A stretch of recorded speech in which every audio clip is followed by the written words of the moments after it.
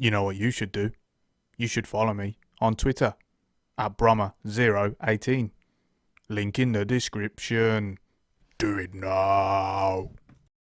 Hello everyone, welcome back to another FIFA 21 Tactics video.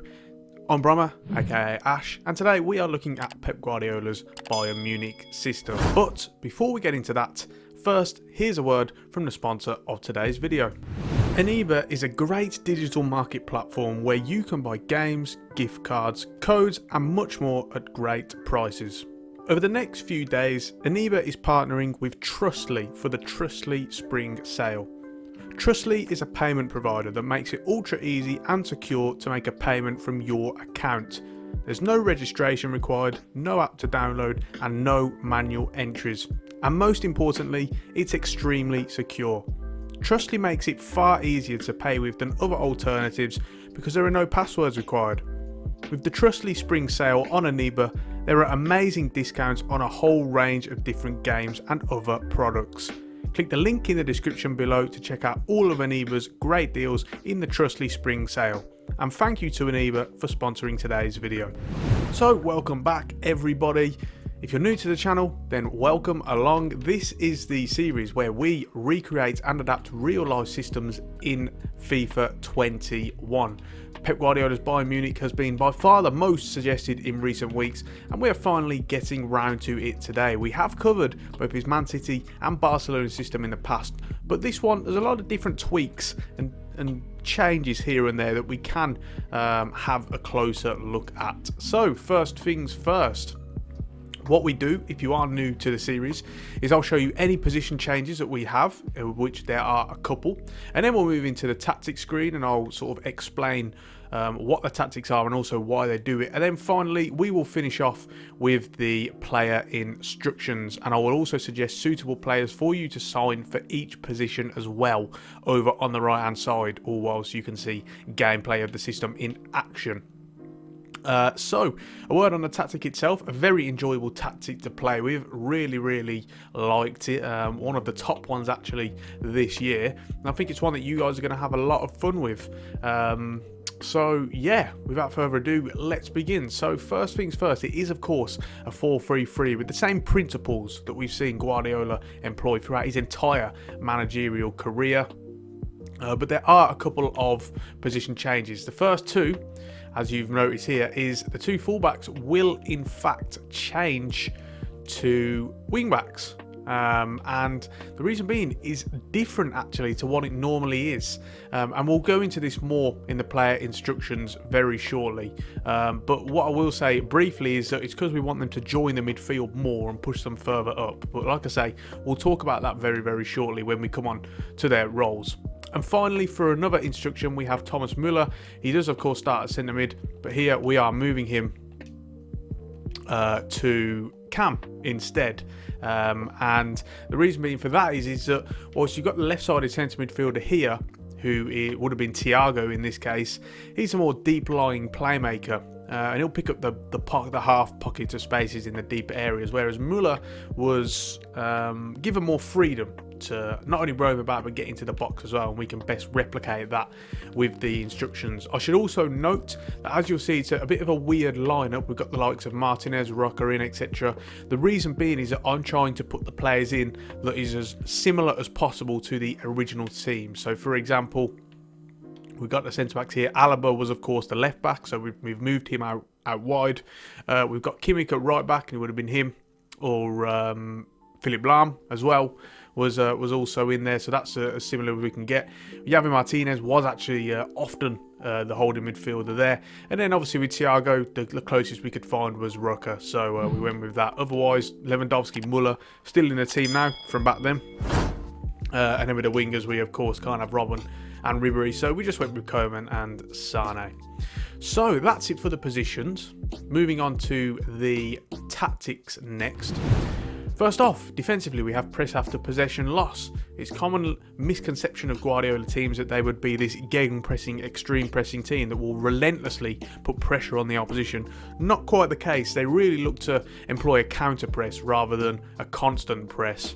And that's really what we're looking to do here. Press after possession loss, and as you can see in the description, they will press for approximately 7 seconds after losing the ball. Much easier on player stamina levels as well, so do bear that one in mind. With defensive width, this time it is down to 2. And essentially we're just trying to be as compact as possible and stop teams from playing out from the back. Also, you've got to think about how, what we'll talk about shortly, the inverted fullbacks as well. We want them to be as narrow as possible, and we'll also move on to that with the attacking width as well shortly. But ultimately, basically, almost every team is going to be compact.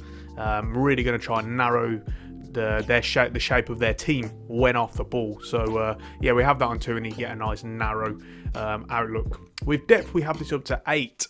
That will mean a high line, but instead of having this all the way up to 10, we only have this on 8, just to give you a little bit of leeway in terms of the opposition running in behind, balls over the top, through balls, etc. We know pace is very overpowered on this game, so with the being on 8 rather than 10, you still have a high line to help that counter press. Because it's only a counter press rather than a full press, you can, you know, relax that a little bit, and as a result your defense will drop off just a yard or 2, and it just gives you a little bit of extra reinforcement to help any balls in behind. We have possession on the offensive style naturally, and then on to the width. Now we have this all the way up, down even to 1, and it ties in again, as I mentioned, with the inverted fullbacks. So what it is that what you'll find is, rather than the fullbacks constantly overlapping, what you found in this system is that the fullbacks would actually invert and help basically form a sort of defensive midfield 3 along with the pivot of Javi Martinez. And the best way we can help to replicate that, it's not ideal, but it is the most efficient way we can do it on this game, as well as the player instructions, is to have the width on 1. The only players that you want creating any sort of width are the 2 wingers. All the other guys should be really narrow and bedding in and helping each other, providing a lot of short passing options. And this is really the way that we could employ that. Players in the box, we have this on 6, and then you'll get roughly 3 in the box. So essentially you're really looking at a case where it would be one of the wingers crossing in, and so with that in mind, it would then be the other winger in the box, Lewandowsky as a forward, and then Muller as the attacking midfielder as well. So it's really worth trying to get that balance. You don't really want the likes, any fullbacks, the holding mid, or even Tiago storming into the box too much. You know, you are essentially looking to have just those 3/4 players that will only ever drift into the box. Finally, for corners and free kicks, we have this on 4. No need to personalise this, because it's really a general rule of thumb for all teams. It will leave you 2 men back, it will leave you a man on the edge of the area. You of course have the corner taker, and then you've got 5 or 6 players in the box, just to give you a little bit of extra threat and an added sort of target really in the box for any wide free kicks, any corners, etc. And it just helps you to be more threatening from those situations. We've seen plenty of times in my videos we've scored goals from corners, so you know, it really does help. So that is it for the tactics, and now we move on to the player instructions. What we do here, for anyone who's new, is we'll start off with the keeper, suggesting suitable players to sign on the right, and we'll work our way up the field. So with Manuel Neuer, of course, the hallmark of a sweeper keeper, often in the 2014 World Cup for Germany was when it really sort of took the world by storm. It was of course employed way before that, but this was when people really started to sit up and take notice as to, you know, a whole sweeper keeper. Just gives you an extra layer of protection behind your back line with him sweeping up balls, and comes to crosses as well. This game we get a few instances where it shows how overpowered it really is to have the keeper coming out, helping you out, claiming balls that are in the air, because they are a little bit protected, a little bit overpowered, so that does just help you for them to be that extra ultra aggressive keeper. With the 2 centre-backs, we have these are normal, no need to change them at all. One thing we did do actually, which should have registered it, but I don't think it did, is that we actually changed these to left centre back and right centre back. Should have mentioned that at the start. I do apologise. And the reason why we do this is purely because you're trying to replicate as much as possible the two centre backs splitting and being happy to sort of drive into any space that's left from the fullbacks sort of bedding into the midfield and trying to invert, etc. So do remember to put them on left and right centre back. It doesn't make an ultra difference, but it was there just as sort of a precaution, really. Now, the two fullbacks, we've of course mentioned them time and time again already this video.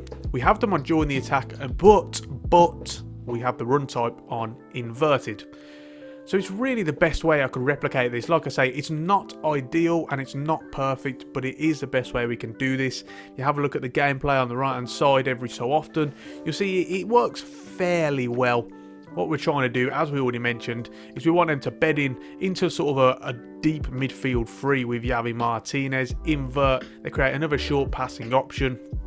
And lots of ways to build through centrally, as with the attacking width, we've got this on 1 as well, which also helps it. So do just bear that in mind. We messed about a little bit with these. I tried to stay back while attacking as well, but really join the attack is better, because stay back while attacking, they'll literally just stay in line with the defence. It's quite hard to sort of replicate that. So this was really the most effective way that we could replicate that instance. Next up is the pivot of Javi Martinez. So first off, cut passing lanes. And obviously it's the only one we can apply this instruction to, so it doesn't matter much, but ultimately it was more of a lane press and they stick to a more zonal approach than it is man marking, so that's the best way to impact that one. Attacking support, of course, stay back while attacking, and we sort of mentioned it earlier as well. You don't want these guys getting into the box, the likes of Tiago and Martinez.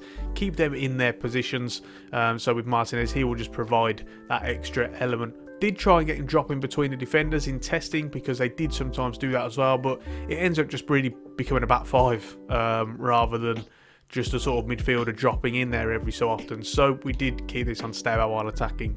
And finally, for defensive position, cover centre. You don't want him getting dragged out left or right. Keep him in his position. You don't want him moving about too much, really. That's the role of the fullbacks and the other midfielders as well, to really cover the wide areas. So next, moving on to the further two central midfielders. First off is Tiago.